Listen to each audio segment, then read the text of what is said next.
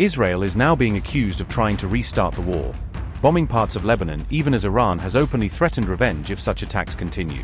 Israel once again carried out airstrikes in Lebanon on June 9th, striking targets just a day after Iran announced it was halting its own attack campaign. In its latest operation, Israel hit the southern city of Tyre and even ordered the clearing of a Christian locality there for the first time, marking a significant escalation on the ground. The Israeli attack also came just hours after the United States confirmed the crash of a military helicopter in the Persian Gulf, while insisting that all troops on board were safe. An IDF strike on the coastal city of Tyre was reported by Lebanese media outlets, as per the Times of Israel, underscoring how rapidly the situation unfolded. An earlier IDF strike on Lebanon on June 7th had triggered Iran to respond by launching missiles at Israel, pushing the region to the brink of a wider confrontation. Subsequently, Israel struck back by targeting Iranian cities as well as a key petrochemical complex on June 8th, signaling that it was ready to hit deep inside at Iran's infrastructure. Israel chose to retaliate despite Donald Trump telling Benjamin Netanyahu not to attack and to instead allow diplomatic talks to move forward, according to a report by Axios. Later, on June 8th, Iran declared that it was halting its attacks for the moment, but it also warned that it would strike again if the IDF carried out further assaults on Lebanese territory. Dear citizens of Israel, a year ago, we launched a historic preemptive strike against Iran's intention to destroy us with atomic bombs. We thwarted this immediate threat and also eliminated the Tyre and Khamenei. Had we not acted in time and with force, we would not be here today. And I promise, and promise again, to Iran there will be no nuclear weapons. With the same determination, we also acted against Hezbollah. Hezbollah planned to invade Galilee with thousands of terrorists, and at the same time, it planned to destroy the cities of Israel with 150. We also thwarted this threat and eliminated Nasrallah. And I want to tell you, our heroic fighters are dismantling Hezbollah's formation. We are continuing to destroy all their terror infrastructures in the security zone, including in huge underground facilities in the Abupa Ridge, so large that I have never seen anything like them before. Iran and Hezbollah are weaker than ever, and we are stronger than ever. But our struggle with them is not yet over. In the last 24 hours, Iran and Hezbollah have tried to impose a new equation on us. And this equation is intolerable and unacceptable to me. They thought they could fire from Lebanese and Iranian territory on Israel, and that we would not respond. That didn't happen, and it won't happen. Not on my watch. As I have done for decades, I firmly uphold our right to act against our enemies. That is what we have done now. After Hezbollah attacked Israeli territory, I ordered the IDF to strike terror targets in Beirut and eliminate Hezbollah operatives there.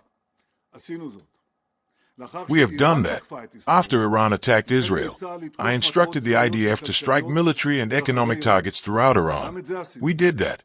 Currently, the fire on this front is contained because after hitting the terror regime in Tehran, it stopped attacking us. If the terror regime makes the mistake of attacking us again, we will respond forcefully, because Israel has a full right to self-defense, and we exercise it as needed. I say this to you, dear citizens of Israel, just as I say it with appreciation and respect in my good conversations with my friend President Trump. With unity, determination, and wisdom, we will defend the state of Israel, and together, with God's help, we will restore security to the north. Security to the north. The first point is that what caused these tensions was that the Americans, both by imposing a maritime blockade against the Iranian nation and by violating the agreement that had been established regarding Lebanon, committed a gross violation of the ceasefire. The remarks made by the President of the United States regarding the Memorandum of Understanding were also contrary to the parts that had been agreed upon. This showed that they are neither seeking a ceasefire nor dialogue.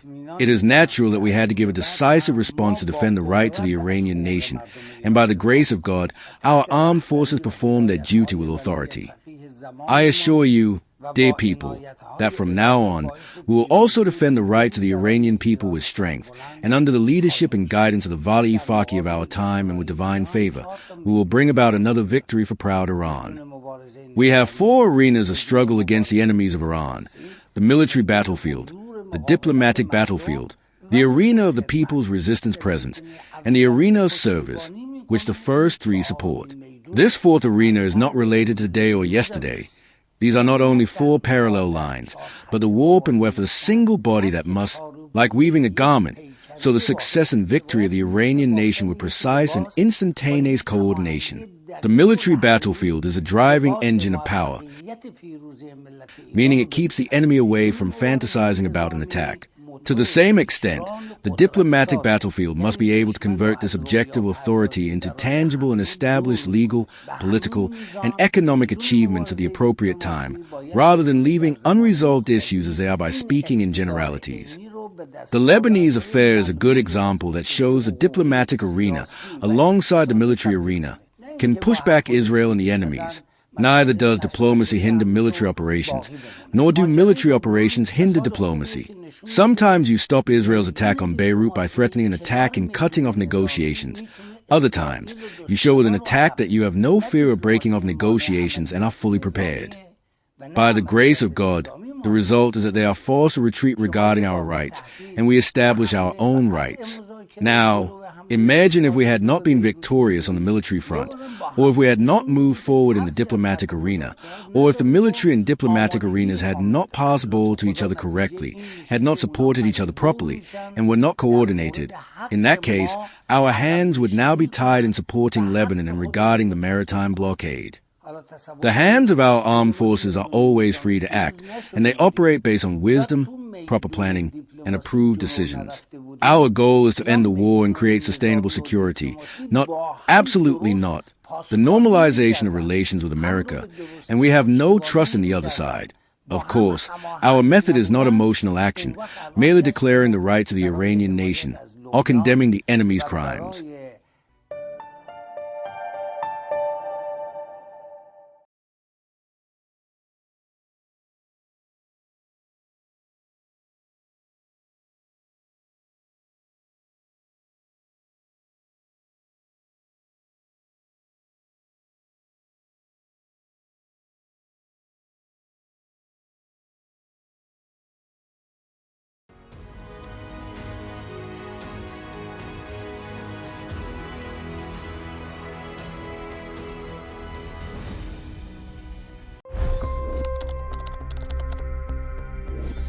$25 crore गरीब गरीबी को परास्त करके बाहर निकले। For the good of our nation, let's work together and let's truly make America great again. The fastest news breaks. Requested PM saying that we will have to speak to Putin and to Zelensky. The biggest newsmakers. The relationship with India is probably the most important bilateral relationship the U.S. will have for the rest of this century. The capital delivered quite an election result today. Expert analysis. The million-dollar question today is how to stop this dance of death. Ground reports. I'm standing at the crossroad of the Kumbh Mela. Behind me are more than 100 entry ghats.